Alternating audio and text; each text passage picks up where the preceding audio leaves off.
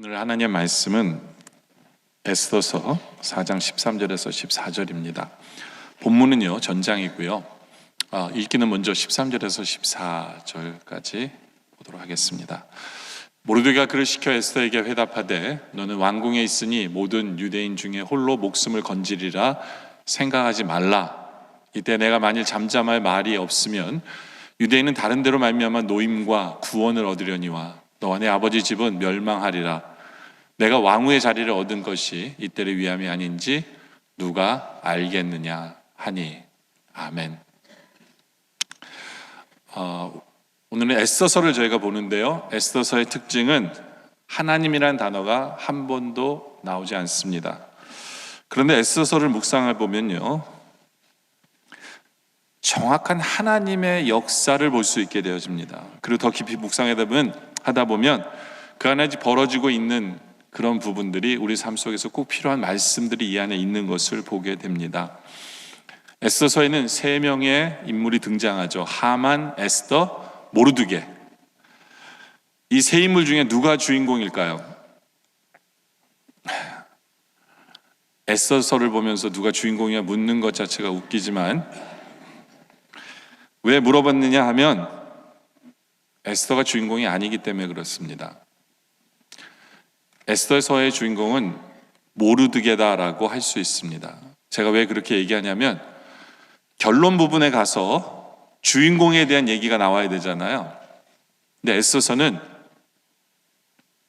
마지막 장 10장이거든요. 에스더서가 재밌는 게 뭐냐면 10장이 3절밖에 없어요. 3절밖에. 근데 에스더서 10장이 누구에 대해서 이야기하면서 끝을 맺고 있냐면 모르드게에 대해서 이야기를 하면서 끝을 맺고 있기 때문에 그래요. 10장 2절을 보죠. 2절부터 3절 보면 왕의 능력 있는 모든 행적과 모르드게를 높여 존귀하게 한 사적이 메데어 바사 왕들의 일기에 기록되지 아니하였느냐. 그죠? 모르드게에 대한 얘기가 나와요. 그럼 3절에 유다인 모르드게가 아하수에로 왕의 다음이 되고 유대인 중에 크게 존경받고 그의 허다한 형제에게 사랑을 받고 그의 백성의 이익을 도모하며 그의 모든 종족을 안위하였더라. 이로 끝나요. 에스더서가. 그 모르드게에 대해서 얘기하고 끝나요. 에스더에 대해 얘기. 그래서 제가 모르드게가 주인공이다라고 하는 이야기가 거기 있습니다. 그래서 어떤 면에 있어서 수고는 에스더가 하고 영광은 모르드게가 받는 거예요. 근데 이게 당연해요. 이런 전개가 당연합니다. 왜냐하면 이 에스더서에서 나오는 이 모르드게가 누구를 상징하냐면 성령님을 상징하기 때문에 그래요. 성령님을 상징하기 때문에 모르드게가, 그러니까 에스더는 바로 저희를 상징하고요, 하만은 죄를 상징합니다. 사단을 상징하고 내 안에 있는 죄악 뭐 이런 것을 다 상징해요. 하만은. 그러니까 에스더는 우리예요. 그리고 성령님께서 우리를 가르쳐 주시고 우리는 그 명령에 따라 살 뿐이고 결국에는 영광은 누가 받으셔야 돼요? 하나님이 받으셔야 되잖아요. 같은 맥락이에요. 네. 모르드게는 성령을 상징하고 에스더는 바로 우리를 상징해서 모르드게가 에스더를 키우고 가르치고 성장케 하고 결국에는 그 모든 일을 이루게 하시고 이루게 되고 영광은 성령님이 받으시는 것. 근데 왜 모르드게가 성령님을 상징하느냐? 전체가 다 나타내주고 있어요. 근데 몇 가지 보면 에스더서 2장 7절에 보면 그의 삼촌의 딸 하다사고 에스는 부모가 없었어요. 근데 용모가 곱고 아리따운 처녀예요. 근데 그의 부모가 죽은 후에 모르드게가 자기 딸같이 양육합니다. 성령님이 하시는 일이 우리를 양육하시는 거거든요. 특별히 어떻게 되게 해요? 거룩하고 흠이 없고, 그렇죠, 아름다운 성도가 되게 하는 것이 성령님의 역할이거든요. 바로 모르드게가 에스더를 그렇게 양육을 합니다. 그리고 에스더서 2장 16절에 보면 왕후가 되게 한 후에도 모르드게는 날마다 후궁들 앞으로 왕래하며 에스더의 안부와 또 어떻게 될지를 알고자 합니다. 계속해서 모르드게 옆에서 관심을 가지고 봅니다. 그리고 나중에는 모르드게가 에스더에게 너는 이렇게 해야 된다라고 하나님의 뜻을 알려주는 역할을 합니다. 그렇죠? 성령님이 하시는 일이랑 똑같아요. 이외에도 모르드게가 성령님을 나타내는 상징된 부분이 굉장히 많은데 뭐 일일이 설명할 필요는 없고요. 모르드게는 성령님을 상징하고 바로 그 성령님의 인도를 받는 에스더가 결국에는 승리하게 되는 부분을 우리에게 보여주죠. 그렇기 때문에 오늘 우리는 이 모르드게를 통해서 성령님이 우리에게 주시는 말씀에 귀를 기울이기를 원합니다. 그래서 오늘 설교 제목이 뭐냐 하면요, 모르드게를 통해 주시는 성령님의 뜻이에요. 모르드게를 통해서 우리가 성령님의 뜻을 한번 우리 삶 속에서 보기를 원한다는 거죠. 그것이 뭐냐면 첫째로는 선교적 교회, 즉 예수님의 마음을 품고 살 것이다 라는 것을 성령님이 우리에게 이 말씀을 통해 말씀해 주고 있다는 것을 깨닫기를 원합니다. 아까도 말씀드린 대로 하만은 죄, 사단을 상징합니다. 근데 이 하만이 총리인데, 그 당시에 그 나라의 총리인데 왕을 꼬셔서 모든 유대인을 죽도록 허락을 받습니다. 그래서 왕이 명령을 내려요. 유대인을 다 죽여라 라는 명령을 내립니다. 그런 상황 속에서 에스더는 아무것도 하지 않습니다. 그런 상황 속에서 에스더는 뭘 해야 되는지도 모르고 있습니다. 그때 모르드게가 에스더서 4장 8절에 보면 또 유대인을 진멸하라고 수상궁에서 내린 조소 초본을 하닥에게 주어 에스더에게 보여 알게 하라고 얘기합니다. 그러니까 에스더가 알게 되겠죠. 아, 이런 명령이 떨어졌구나. 그리고 또 그에게 부탁하여 왕에게 나아가서 그 앞에서 자기 민족을 위하여 간절히 구하라라고 모르드게가 에스더에게 전합니다. 이제 에스더에게 말합니다. 너가 가서 왕에게 간절히 부탁해서 우리 민족을 살려내라 라고 모르드게가 에스더에게 명령을 합니다. 그런데 에스더의 대답은 의외로 이런 대답을 합니다. 허락을 하는 게 제가 가겠습니다가 아니라 11절에 에스더가 이런 얘기를 해요. 왕의 신하들과 왕의 각 지방 백성이 다 알거니와 남녀를 막론하고 부름을 받지 아니하고 안뜰에 들어가서 왕에게 나가면 오직 죽이는 법이다 라고 얘기합니다. 그러니까 왕이 오라고 그랬는데 가면 죽는다는 거예요. 이게 법이다. 한마디로 뭐예요? 나는 왕 앞에 못 가겠다는 거예요. 왕 앞에 가서 우리 민족을 살려주세요라는 얘기를 못 하겠다는 얘기예요. 이 이유 때문에. 그러면서 뭐라고 얘기하냐면 이제 내가 부름을 입어 왕에게 나가지 못한 지가 이미 30일이라 라고 얘기합니다. 그러니까 왕이 30일 동안 에스더를 찾지 않았어요. 어떤 면에 있어서는 왕이 이미 자기에게 마음이 떠나 있다라는 얘기를 하는 거예요. 그래서 언제 내가 왕을 만날지 모르기 때문에 그 얘기를 전할 수가 없습니다 라고 어떤 면에서는 변명이고, 그렇죠? 에스더가 하지 못하겠다라는 얘기예요. 그 얘기를 들은 모르드게는 어떤 생각을 하냐면, 그래, 네가 이제는 왕후가 되다 보니까, 네가 이제는 왕 옆에 있다 보니까 나는 살 거야. 나는 혼자 잘 먹고 잘 살 수 있어 라고 생각한다고 보는 거예요, 모르드게는. 그래서 에스더서 4장 13절에 이렇게 얘기합니다. 모르드게가 그를 시켜 에스더에게 회답하되 너는 왕궁에 있으니 모든 유대인 중에 홀로 목숨을 건지리라 생각하지 말아라. 14절에 이때 내가 만일 잠잠하여 말이 없으면 유대인은 다른 데로 말미암아 노임과 구원을 얻으려니와 근데 너와 내 집은, 너와 내 아버지 집은 멸망하리라. 내가 왕의 자리를 얻은 것이 이때를 위함이 아닌지 누가 알겠느냐라고 에스더에게 모르드게가 이 말씀을 전합니다. 이게 무슨 말이에요? 너 혼자 잘 먹고 잘 살고 높은 위치에 있다고 해서 너는 안전할 거라고 생각하지 말라는 거예요. 그렇게 생각하면 안 된다라는 거예요. 바로 우리에게도 말씀하고 있는 부분입니다. 여러분들, 우리가 나 혼자 지금 잘 먹고 잘 살고 아무런 문제가 없다라고 생각하면, 그래서 그냥 나는 괜찮지라고 생각하면 그거는 문제라는 거예요. 우리 교회가 계속 몇 년째 선교적 교회를 향해서라는 표현을 가지고 우리가 살아가고 있습니다. 또 올해 표현은 예수의 마음을 품는 교회예요. 이게 무슨 뜻이냐면요, 바로 그러한 마음을 품지 말라는 거예요. 나 혼자 잘 먹고 잘 살 수 있을 거라는 착각을 하지 말라는 거예요. 선교적 교회라는 건 뭐냐 하면 이제부터는 나만을 위해서 살던 나의 마음을 바꾸어서 나를 구원해 주신 그 은혜 때문에 나 혼자 천국 가는 것으로 만족하지 않고 그 은혜 때문에 이제는 내 이웃을 위해서, 그리고 이제는 하나님의 나라를 내 마음에 품고 일어서는 그 마음, 그것이 선교적 교인의 마음인 상태를 얘기하는 거예요. 그것이 선교적 교회를 향해서 가는 마음이에요. 또한 이것이 예수님의 마음입니다. 우리 예수님께서는 하늘나라에서 혼자 계셔서 모든 영광 받으시고 가만 계셨으면 됐어요. 그런데 우리 예수님께서는 굳이 우리를 구원하시겠다고, 우리를 사랑하시기 때문에 그분이 친히 인간이 되셔서 이 땅에서 온갖 고초 당하시고 십자가 지시면서 결국은 우리를 위해서, 예수를 위해서가 아니에요, 우리를 위해서 십자가 달려 죽으신 그 마음, 그게 같은 마음이에요. 선교적 교인의 마음이에요.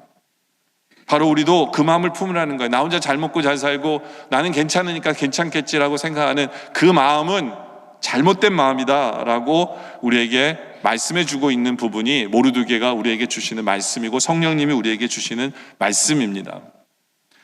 1940년 7월 말에 리투아니아 공화국에 주둔하고 있던 스케아라 치우너라는 일본인 총영사가 있었어요. 이 영사가 아침에 눈을 뜨니까 놀랐어요. 왜냐하면 영사관 앞에 놀라운 일이 벌어졌어요. 수많은 몇천 명의 유대인들이 영사관 앞에 몰려온 거예요. 그래서 자초지종을 알아보니까 이거예요. 나치의 핍박을 피해서 폴란드로부터 망명해 온 유대인들인 거예요. 이들이 일본을 거쳐서 카리브해로 가야 되는데 일본 비자가 발급이 돼야만 가능한 거예요. 비자가 발급이 돼야 이들은 살 수 있는 거예요. 이제 조금 있으면 나치들이 유대인을 죽이러 옵니다. 그러니까 이게 몇천 명이 되는 유대인들이 그 앞에서 빨리 비자를 발급해달라고 신청을 하는 거예요. 그 영사니까 누구의 허락을 받아야 돼요? 일본 정부의 허락을 받아야 되잖아요. 일본 정부에다가 전문을 보냈어요. 이렇게 많은 유대인들이 일본을 통과해서 카리브해로 가려고 허락을 받으려고 합니다. 발급해줘도 될까요? 일본 정부는 단호하게 노라고 왔어요.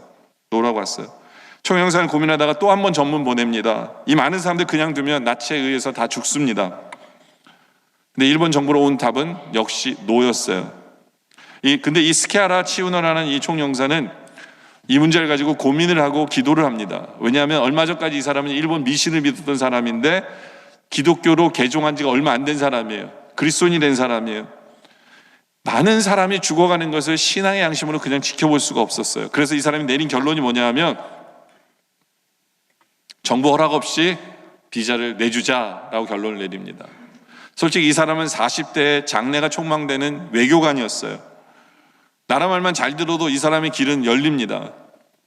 근데 나라 명령을 어기고 6천 명이라는 유대인들에게 29일에 거쳐서 6천 명이라는 유대인들에게 비자를 발급해줘요. 그래서 그 모든 유대인들이 일본을 통해서 카리브해로 다 가게 되었고 자유를 얻게 됩니다. 근데 이 사람은 곧바로 본국으로 송환이 되고 지위를 박탈당하고 평범하고 가난한 삶을 살아가게 되었어요. 그때 기자가 묻습니다. 당신이 한 일에 대해서 후회하지 않습니까? 그랬을 때 이 사람은 바로 대답합니다. 저는 후회하지 않습니다. 다시 생각해도 후회는 없습니다. 생명을 구하는 고귀한 일에 동참할 수 있었다는 것만 해도 너무나도 감격스럽습니다 라고 이 사람이 대답을 합니다. 그리고 그 후에 1985년에 약 45년 뒤에 이스라엘로부터 최고의 훈장을 이 사람이 수여를 받습니다. 여러분들, 우리가 나만을 생각하면 결단 내리기가 쉽지 않아요. 인생을 살아가면서 우리에게 다른 사람에게 도움을 준다든가 낙심과 절망에 빠진 사람에게 소망을 줄 수 있다는 것, 바로 이것이 그 마음을 품는 것, 그렇게 살아야만 한다라고 생각하며 사는 것이 선교적 교인이고 예수의 마음을 품은 사람입니다. 바로 이것이 우리의 모습이어야 된다라는 거죠. 여러분들, 우리가 운전할 때 아무리 우리가 급해도 사람을 구하는 앰뷸런스 차가 소리내며 오면 우리는 무조건 그 차가 먼저죠. 그죠? 마찬가지예요. 그 사람을 살리고 영혼을 구원하는 그 일이 가장 존귀하고 가장 먼저 되는 그 마음을 우리는 품고 살아야 된다라는 것입니다. 구약의 인물 중에 모세가 굉장히 존경받고 존귀한 사람으로 여겨집니다. 왜냐하면 그 사람은 200만 명을 살린 사람이기 때문에 그런 거예요. 네. 중요한 것은 한 영혼을 구원하는 일, 얼마나 귀한지 몰라요. 거기다 한 민족을 구원하는 일 더 귀하겠죠. 그렇죠? 오늘 만약에 에스더의 결단이 없었다면 유대 민족은 그 명맥을 유지할 수 없었어요. 여러분들, 우리가 얼마 전까지 우리가 성전을 지으러 많은 포로들이 유대로 다 돌아갔잖아요. 근데 만약에 에스더가 이 땅에 남아서 왕 옆에서 왕후가 돼서 에스더의 결단이 없었으면 성전 짓다가 그 사람들 다 죽임을 당하는 신세였어요. 근데 에스더의 이 결단을 통해서 한 민족이 살아나고 모든 영혼들이 살아나는 그러한 놀라운 역사가 벌어지는 거죠. 이것이 바로 선교적 교인 예수님의 마음을 품은 성도의 모습이고, 바로 그 모르드게 성령님의 음성에 우리는 귀를 기울고 마음을 열어야 한다라는 것입니다. 두 번째로는 모르드게를 통해서 성령님께 주신 우리에게 말씀은 나만 안전할 수 없고 함께 살아야 한다는 것을 우리가 깨닫기를 원합니다. 13절에 모르드게가 이런 얘기를 하죠. 모르드게가 그를 시켜 에스더에게 대답하되 너는 왕궁에 있으니 모든 유대인 중에 홀로 목숨을 건지리라 생각하지 말아라 라고 얘기합니다. 에스더는 자기가 유대인인 걸 아무한테도 밝히지 않고 왕후가 된 사람이에요.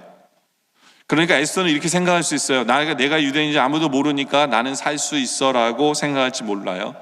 그러나 모르드게는 분명히 얘기합니다. 너 혼자 못 살아. 이것이 팩트야 라고 얘기합니다. 너만 안전할 수는 없어 라고 얘기합니다. 여러분들, 우리 속담에 사촌이 땅을 사면 배가 아프다는 말이 있어요. 그죠? 사실 그 말은 틀린 말이에요. 사촌이 잘 되어야 나도 잘 됩니다. 우리 사촌 중에 재벌이 하나 있으면 저도 떨어지는 게 분명히 있어요. 그죠? 그래서 우리 아까 인사했잖아요. 당신이 잘 되어야 나도 잘 됩니다. 내가 못된 탓은 다 내 옆에 있는 사람 탓이에요. 반대로 얘기하면. 여러분들, 사촌이 땅을 사면 배가 아픈 것이 아니라 우리는 기뻐해야 돼요. 여러분들, 우리 대한민국이 잘 돼야 미국도 잘 되는 거고요.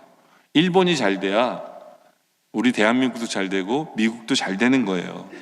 이게 세계 경제의 원리예요. 그렇잖아요? 이건 하나님의 원리예요. 교회도 마찬가지예요. 교회가 잘 돼야 나도 복을 받아요. 왜냐하면 교회는 우리의 몸이에요. 우리는 지체입니다. 아무리 손발이 튼튼할지라도 그 몸이 병이 들어버리면 건강한 손발이 소용이 없어요. 같이 아플 수밖에 없는 거예요. 나와 남을 엄격하게 구분하는 것은요, 잘못된 거예요. 여러분들, 요즘에 이 바이러스도 마찬가지예요. 그렇죠? 옆에 사람이 바이러스 걸리면 나도 걸릴 수 있어요. 내가 안전할 수 있는 게 아니에요. 나만 괜찮을 거야 착각하지 마세요. 여러분들, 이 시대는 안타깝게도 너무나 많이 자기만 생각해요. 그래서 요즘 시대를 산무의 시대라고 얘기하잖아요. 무관심, 무책임, 무감동. 우리는 사람들에게 관심이 없어요. 무관심합니다. 남이 죽든 말든 상관없어요. 나만 살면 돼요. 그러다 보니까 다른 사람에 대해서 책임감도 없어요. 오죽하면 이제는 가정도 등한시합니다. 가정이 어떻게 됐든 상관없어요. 무책임, 나만 잘 되면 돼요. 그러다 보니까 감동이 없어요. 무감동 속에 살아가요. 여러분들, 우리의 모습은 어떠합니까? 혹시 나만 잘 되면 된다라고 생각할지 모르지만 절대로 그렇지 않아요. 옆집에 불이 나면요, 가만 내버려두면 바람 때문에 우리 집까지 탑니다. 옆집에 불 나면 큰일 나는 거예요. 요즘 산불이 그거예요. 산불 났다고 해서 가만 내버려두면 결국에는 우리 집까지 그 불이 붙게 되어 있는 것, 이것이 팩트예요. 하나님께서 우리로 이것을 깨달아 알게 하기 위한 그런 모든 교훈인 것을 우리가 기억해야 돼요. 나만 혼자 잘 먹고 잘 살 수 있는 것이 이 세상이 아니고 하나님의 뜻이 아니에요. 중국 사람들은 이런 유명한 말을 합니다. 자기들은 물 한 잔을 마실 때마다 우물을 판 사람을 늘 기억한다는 거예요. 물 한 잔이 거저 내 손에 주어지지 않는다는 것을 이들은 안다는 거죠. 이것이 삶의 지혜예요. 그렇죠? 신앙생활도 마찬가지예요. 나 혼자만 구원받아서 천국 가면 되지. 말도 안 되는 소리요. 내 친구 그냥 예수 안 믿게 내버려 두잖아요. 결국에는 그 친구가 나를 끌고 가요. 자기들 세상으로. 야, 술 먹으러 가자, 놀러 가자. 결국은 내가 그 친구 때문에 시험 들고 내가 그 친구 때문에 신앙생활 똑바로 못하게 됩니다. 나 혼자 신앙생활 한다고 되는 게 아니에요. 그 사람도 살려야 돼요. 함께 살아가야 돼요. 그 사람도 영혼 구원을 위해서 우리가 기도해야 되고 애써야 되는 거예요. 나 혼자 살 수 있는 세상이 아니에요. 예전에 제가 성경 공부하는데 참 귀한 분 만났어요. 이분은 성경 공부를 다 끝냈는데 또 들어오신 거예요. 또 들으시는 거예요. 그래서 제가 속으로 생각한 거예요. 내가 얼마나 잘 가르쳤으면 2번 들어도 된다라고 생각하면서 이 자리에 오셨을까. 그래서 물어봤어요. 제가 그분한테. 솔직히 그런 대답을 듣고 목사님 너무 좋아서 또 들었는 거예요. 이 대답을 원해서 왜 또 들으세요? 그랬더니 이분의 대답이 뭐라는 줄 아세요? 내 옆에 있는 친구가 내가 안 오면 안 온다는 거예요. 그래서 그 친구 때문에 그 지겨운 걸 또 듣고 계시는 거였어요. 그래서 제가 그분을 보면서 참 대단하다. 그런 마음이에요. 그런 마음. 우리는 그런 마음이 있어야 돼요. 저는 설교할 때 고민하는 것 중에 하나가 뭐냐면 이 스토리를 풀리 다 설명을 할까 말까를 고민을 해요. 여러분들 에스더를 모르는 분도 이 자리에 있잖아요. 네? 아는 분들은 제가 에스더서 배경을 막 얘기하면 짜증날 거예요. 시간도 없어 죽겠는데 이걸 내가 아는 걸 가지고 왜 시간을 끌고 있지 저 목사는 이러고 있을 수 있어요. 근데 여러분들이 정말 선교적 교인이라면 모르는 분이 한 분이라도 있다면 그분을 위해서 희생하면서 그 시간 속에서 여러분들 듣고 앉아 있어야 되는 거예요. 이게 선교적 교인의 마음이에요. 그 사람을 배려할 줄, 그 사람이 잘 돼야 나도 잘 되는 거예요. 네? 근데 우리는 너무나도 나라가 어지러워도 관심도 없고 교회가 힘들어도 그냥 나만 잘 먹고 잘 살면 되는 거예요. 우리 애만 잘 되면 되는 거예요. 네? 나머지는 다 남의 집 불구경하듯 그냥 내버려 두는 거죠. 네. 근데 아까도 얘기했죠. 내 집에 옆집에 불나면요 꼭 먼저 옵니다. 기억하셔야 돼요. 이 사탄이 아주 머리가 좋은 게 뭐냐면요, 내 생각에는 우리 마음속에 그래요. 너랑 전혀 상관없는 거야. 그냥 내버려도 뭐 그것까지 가지고 관심 가져. 사탄은 우리 마음속에 그 마음을 주는 거예요. 근데 거기에 속으면 안 돼요. 그러다 큰일 나는 거예요. 미국의 역사 속에서요 가장 큰 후회되는 일이 뭔지 아세요? 예전에 케네디 대통령이 돼서 한 일 중에 하나 뭐냐면 교과서에 창조론을 빼고 진화론을 넣은 거예요. 창조론을 빼고 진화론을 넣었어요. 그 당시에요 대부분의 미국 사람들이 크리스찬이에요. 대부분의 크리스찬이에요. 근데 뭐 그분들은, 그 사람들이 이렇게 생각하냐, 뭐 교과서 하나 바뀌어서 뭐 좋게 자기랑 상관이 없다 생각한 거야. 자기는 상관이 없어. 근데 교과서에 창조론을 빼고 진화론을 넣는 순간 미국의 도덕은 무너졌어요. 미국이 엄청나게 바뀌기 시작합니다. 왠지 아세요? 자녀들이 그렇게 생각하는 거예요. 나는 원숭이가 인간이 된 사람이다라고 생각하는 거예요. 인간의 존엄성이 없어요. 인간이 귀중함이 없어요.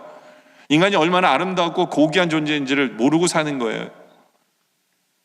하나님의 형상을 받은 인간은요 존귀할 수밖에 없고 귀할 수밖에 없어요. 근데 원숭이가 인간이 된 인간은요, 이거는 아무것도 아닌 거예요. 종기가 빠져버려요. 그러다 보니까 사람을 죽이는 게 훨씬 더 늘어났고, 세상에 범죄가 늘어났고. 여러분들, 제가 가게 가면 항상 그 기도하는 것 중에 하나가 뭐냐면 하나님 안전하게 지켜주세요, 이 기도하거든요. 뭐냐면 언제 총 들고 들어올지 모르는 세상이 바로 이 세상이기 때문에 그래요. 그렇게 세상이 악해졌어요. 왜요? 그거 하나 그냥 오케이 한 거예요. 그냥 나랑 상관없겠지, 그냥 내버려 두자 하고 세상이 이렇게까지 변한 거예요. 나랑 상관이 있습니다.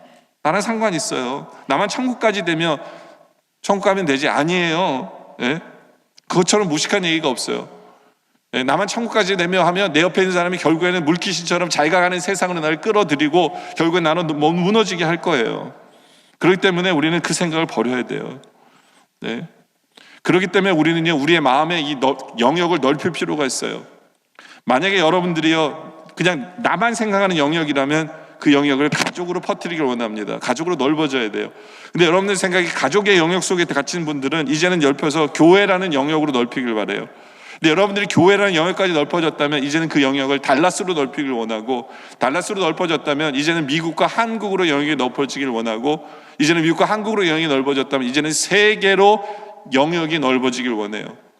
세계에 하나님의 나라가 서는 것이 목표인 우리들이길 원합니다. 그렇게 마음이 넓어져야 돼요. 우리의 영역이 넓어져야 돼요. 그래야 이제는 우리가 하나님의 뜻을 제대로 볼 수 있게 돼요. 그래야 세 번째로 이어집니다. 그게 뭐냐면 탄식함이 있게 돼요. 탄식함이 있어야 돼요. 탄식함이.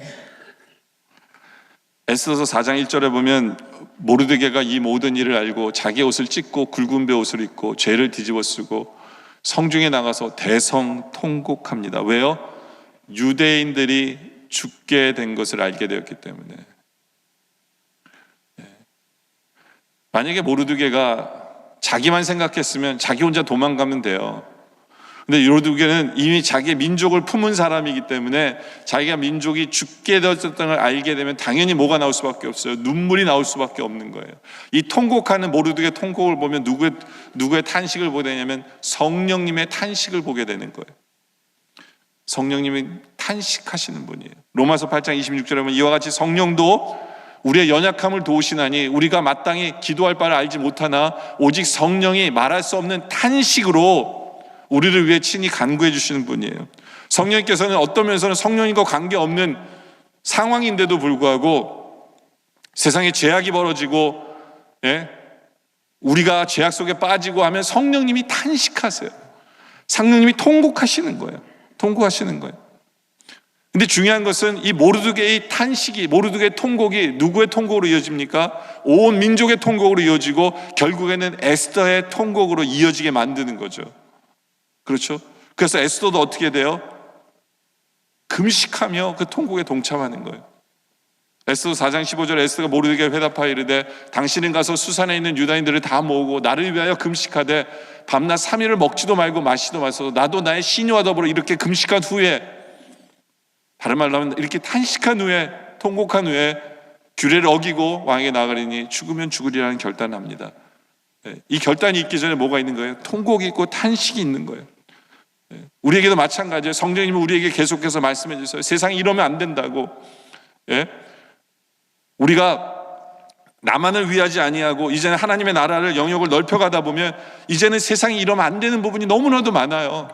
죄악된 모습들이 너무나도 많아요. 그러면 당연히 우리의 마음속에 뭐가 생겨야 되냐면 탄식이 있어야 되는 거예요. 성령님이 탄식이 이제는 우리의 탄식이 되는 그러한 모습이 우리에게도 있어야 된다라는 거죠. 이것이 제대로 된 성도의 모습이다라는 거예요. 세상은 점점 악해져 가고 있어요. 말씀과 멀어진 세상의 모습들이 너무나도 많아요. 이제는 우리가 같이 성령님과 함께 탄식하는 우리들의 모습이 있어야 돼요. 그것이 우리의 영역이 넓어진 성도의 모습을 보여주는 거예요. 세상이 죄악 가운데 있는데 그래 너는 네 맘대로 해라, 나는 내버려 둘게, 이거는 관심이 없는 거예요. 무관심이에요. 무책임이에요. 그건 주님이 원하시는 게 아니에요. 지금도 성령님께서 내 안에서 탄식하고 계시기 때문에 이제 우리의 마음을 열기를 원합니다.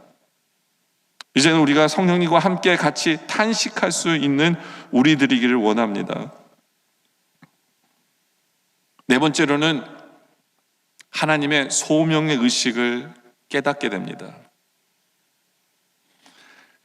오늘 말씀 14절에 보면 이때 내가 만일 잠잠하여 말이 없으면 유대인들은 다른 데로 말미암아 노임과 구원을 얻으려니와 근데 네가 깨닫지 못하면 너와 내 아버지는 멸망하리라 라고 얘기합니다.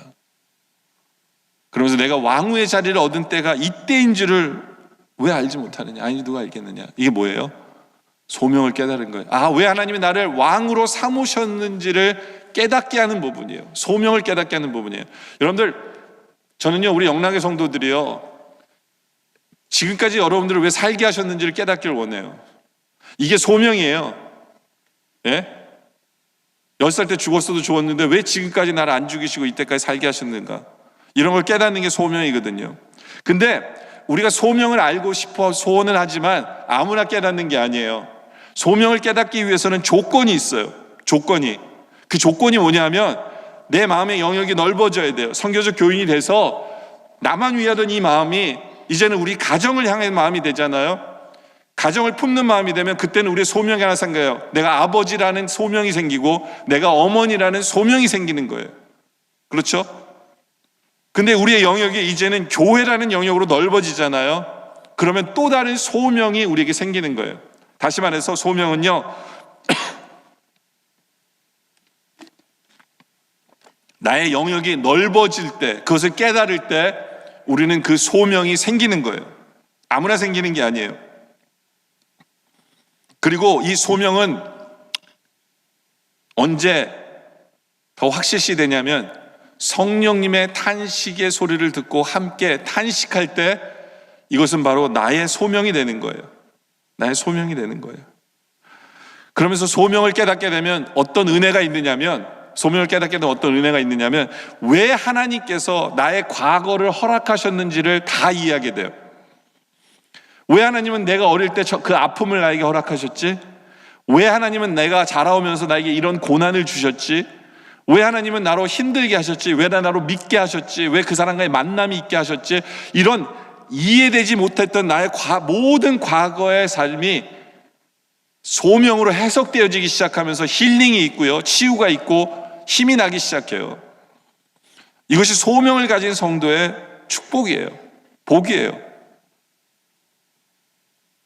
솔직히 그렇지 않아요? 나에게 고난을 허락하신 하나님이 나를 사랑하신다고 했을 때 안 와닿아요. 와닿지 않아요. 근데 이 소명과 연관이 된 것을 깨닫게 되면 그 아픔마저도 나를 사랑하시는 것임을 깨닫게 되고 우리의 믿음의 확신 가운데 더 거하게 되는 거예요. 그렇기 때문에 이 소명이라는 것은 그렇게 중요합니다. 여러분들 다윗의 경우를 예를 들어 볼게요. 다윗이 골리앗을 만났을 때 그의 과거에 경험되어졌던 모든 것이 다윗은 이해가 되기 시작한 거예요. 그래서 골리앗을 만났을 때 뭐가 깨닫기 시작하냐면 왜 하나님께서 내가 목자였을 때 왜 하나님은 나에게 사자를 만나게 하셨을까? 그 당시에 이해가 안 될 수 있어요. 네? 왜 저 사자가 내 금쪽 같은 내 양떼를 해치도록 하나님은 내버려 두셨을까? 하나님이 나를 사랑하시면 그러면 안 되지 않아요? 그죠? 나를 사랑하신다면 하나님은 무조건 지켜주시고 나로 곰을 만나게 하시면 안 돼요. 위험하니까. 그리고 곰이 내 양떼를 해치도록 주님이 지켜주셔야 돼요. 나를 사랑했다면. 근데 하나님은 그걸 허락하셔서 곰이 내 양떼를 해치는 상황을 만들게 하시고 사자가 내 양떼를 해치는 상황을 만나게 하셔서 나로 그 곰과 싸우게 만드시고 그 사자와 싸우게 만드신, 그 당시는 이해를 못할 수 있어요. 근데 골리앗을 만났을 때 다윗은 깨닫기 시작해요.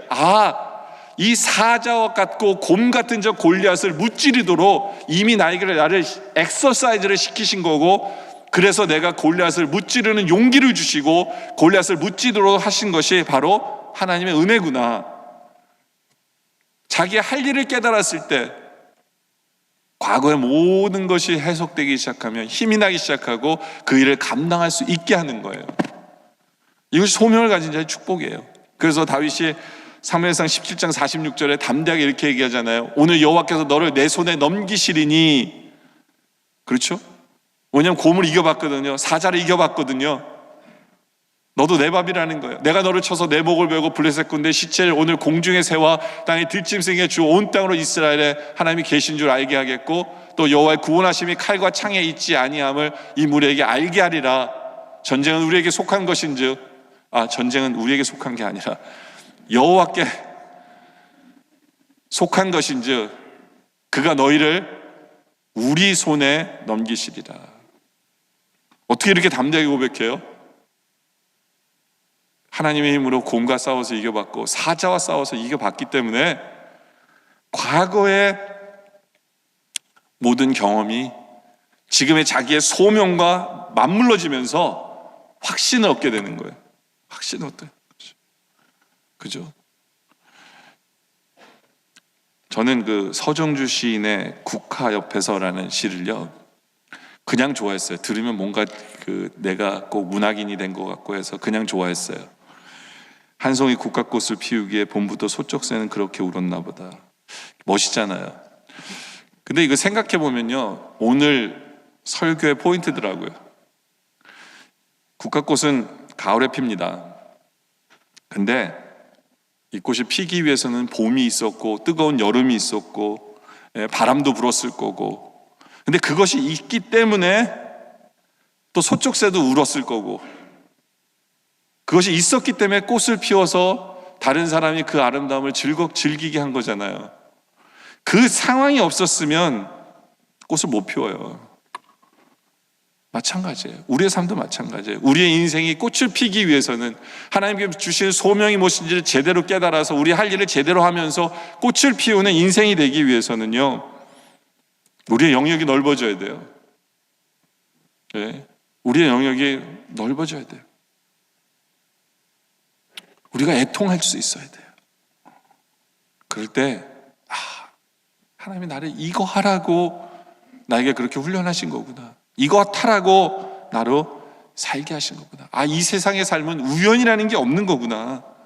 하나님의 매 스텝 시간마다 나를 사랑하신 게 맞구나.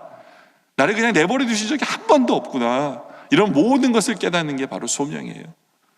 우리 영랑의 성도들, 이 자리에 함께 모든 성도들, 바로 그 소명을 깨닫는 우리들이길 원합니다. 소명을 깨달으면 그 다음에 우리 할 일은 5번째로 일사각오로 나아가야 돼요. 오늘은 포인트가 5가지밖에 없어요. 근데 시간이 많이 간 것 같지만 13분밖에 안 됐어요. 그러니까 너무 염려하지 마세요.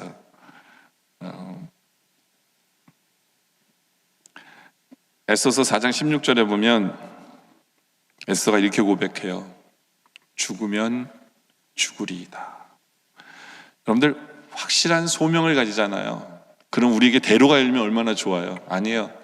확실한 소명을 가지는 순간 우리 앞에 또 다른 힘든 일이 기다리고 있어요.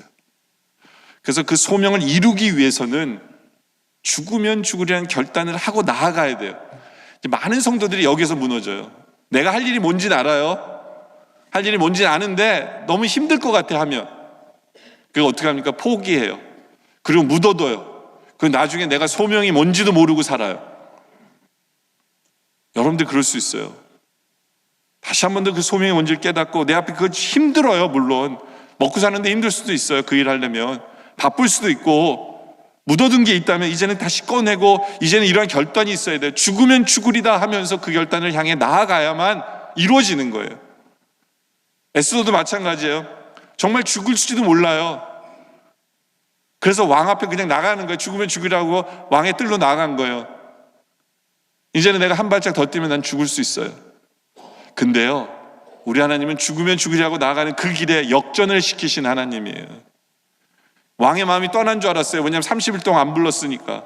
근데 왕의 뜰에 서는 순간, 죽으면 죽으라고 서는 순간 에스더서 5장 2절에 보니까 왕후 에스더가 뜰을 선 것을 본즉 매우 사랑스러움으로 손에 잡았던 금규를 그에게 내미니, 그렇죠?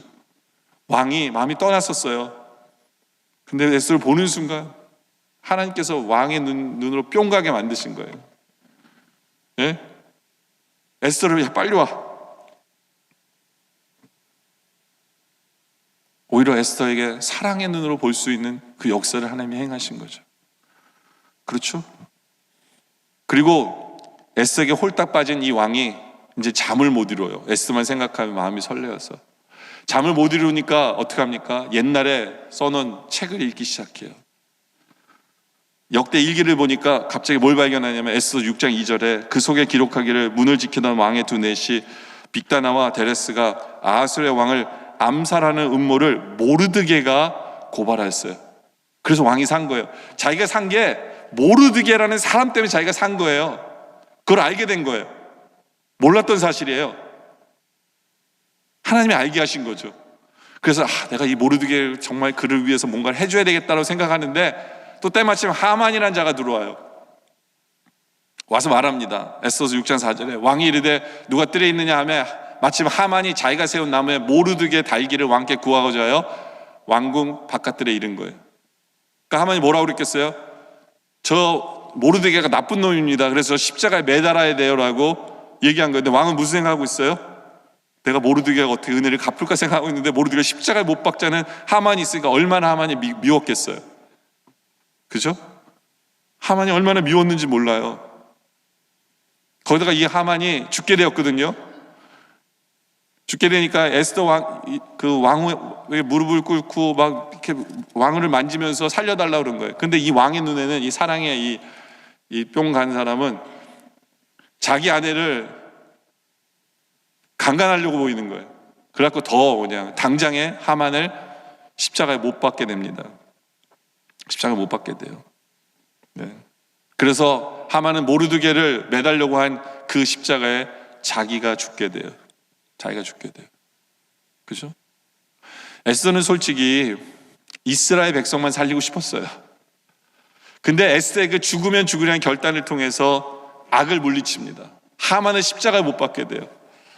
그리고 이스라엘 백성을 하만이 이미 명령을 내렸잖아요. 이스라엘 백성을 죽이라는 명령이 내렸잖아요. 여러분들 그 당시에는요 전화가 없어요. 명령이 어떻게 하달돼요? 예? 어떤 병사가 왕의 명령을 들고 각 성마다 가면서 유대인을 죽이십시오, 유대인을 죽이십시오, 유대인을 죽이십시오 이러고 나가고 있는 거예요. 지금 얼마나 정말 위험한 순간인지 몰라. 이 명령이 막 전달되고 퍼지고 있어요. 예? 퍼지고 있어요.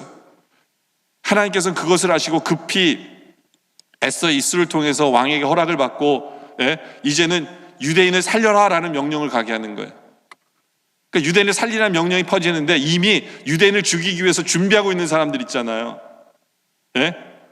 그러니까 왕의 명령이 뭐냐면 너희를 죽이려고 하는 사람이 있으면 너희가 오히려 죽여라 라고 왕이 명령을 내려요. 그래서 이 유대인들을 죽이려고 준비하고 있던 그 모든 사람을 오히려 역전을 해서 그 모든 사람을 죽여버립니다. 에스더서 9장 16절이에요. 9장 16절에 보면 왕의 각 지방에 있는 다른 유대인들이 모여 스스로 생명을 보호하여 대적들에게 벗어나며 자기들을 미워하는 자 7만 5천 명을 도륙합니다. 그러니까 하나님 대단하신 거예요. 이 7만 5천은 누구예요? 이스라엘을 미워하던 사람들이에요. 이들이 있으면 하나님의 일이 안 돼. 성전을 못 져요. 그렇죠? 그걸 아시고 왕의 명령을 입술을 통해서 하나님이 이루시는 그 역전극이 바로 이 모습인 거예요. 이스라엘 미워하는 모든 사람들을 하나님 다 없애버리세요. 그러니까 한 여인의 죽으면 죽으리라는 이 고백이 얼마나 큰 역전이 벌어지도록 하시는지를 우리를 보게 하죠. 그렇죠? 여러분 우리가 소명이 있습니까? 내가 뭔지를 해야 될 일이 있으세요? 미루지 마세요. 죽으면 죽으리라 하고 앞으로 결단을 내고 앞으로 나아가는 우리들이 되길 원합니다. 이제 말씀 결론을 내리죠. 에스더라는 이름은요 페르시아 말로 별이란 뜻이에요. 에스터. 영어로는 스타가 이 단어에서 나온 거예요. 스타가. 근데 이 화장품의 이름에도 이 말이 있죠. 에스터르 라우던가요? 제 발음이 좀 이상할지 모르지만 근데 그 뜻은 뭔지 알고 쓰세요?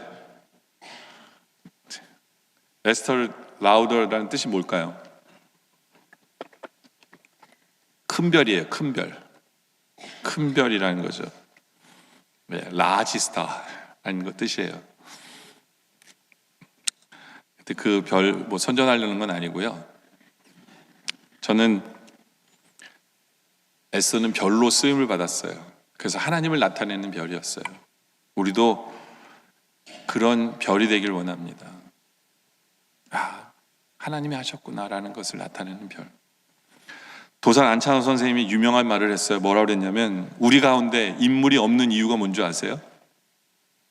우리 가운데 인물이 없는 이유는 인물이 되려고 마음 먹은 사람이 없기 때문이래요. 그러니까 중요한 건 뭐예요? 우리가 인물이 되기로 마음 먹어야 돼요. 결단해야 돼요. 네. 정말 우리가 하나님께 쓰임받는 일꾼 되기 원하세요? 그러면 우리의 마음을 넓히세요. 우리의 영역을 넓히세요. 나에서 가정으로, 가정에서 교회로, 교회에서 달라스로, 달라스에서 미국과 한국으로 이 세계로 마음을 넓히세요. 그러면 탄식이 안 나올 수가 없어요. 하나님 나라로 세워지지 않은 그 모든 것을 보면서 탄식하게 돼요. 그렇게 탄식을 이어지면서 그 다음에 되어지는 게 뭐냐면 하나님이 나를 쓰기를 원하시는구나. 소명이 생겨요. 우리 모든 성도들이 소명이 뭔지를 깨닫기를 원해요. 그리고 깨달았다면 쉬운 일이 아니거든요. 이제는 죽으면 죽으리라는 결단을 통해서 이제는 정말 하나님께 쓰임받는 일꾼, 하나님의 영광을 드러내는 삶, 나만 사는 것이 아니라 나 때문에 이제는 내 이웃이 살고 하나님의 나라가 세워지는 그렇게 소명을 감당하는 우리 모두가 되어지시기를 주님의 이름으로 축원합니다. 기도드리겠습니다. 아버지 하나님, 우리가 참 오랫동안 선교적 교회를 향해서 나아간다라고 말을 했습니다. 그러나 아직도 우리는 나만 잘 먹고 잘 살면 되고, 나만 천국 가면 되고, 내 자녀만, 우리 식구만 천국 가면 되지라는 그런 생각 속에 우리가 갇혀 있음을 회개합니다. 이제는 우리의 영역을 넓히게 하여 주셔서 우리의 영역이 교회, 달라스, 한국, 미국, 세계로 넓어지게 하여 주시옵소서. 그리고 그렇게 마음을 품으면서 주님 나라 서지 못한 그런 모든 것을 바라보며 탄식하게 하시고 그것이 우리에게 소명이 되어짐을 보게 하여 주시옵소서. 나의 소명이 나로 어떻게 쓰임받기를 원하시는 하나님의 마음을 본다면 이제는 죽으면 죽으리라는 결단으로 주님 앞에 나오게 하여 주시옵소서. 그 일을 감당하게 하여 주시고 그럴 때 역전케 하시는 그 주님의 은혜를 마음껏 체험하며 부족한 우리들이지만 우리로 말미암아 영원히 구원받으며 우리로 말미암아 하나님의 나라가 세워지며 하나님이 영광 받으시는 그러한 삶을 살아가는 우리 모두 되게 하여 주시옵소서. 예수님의 이름으로 기도드립니다. 아멘.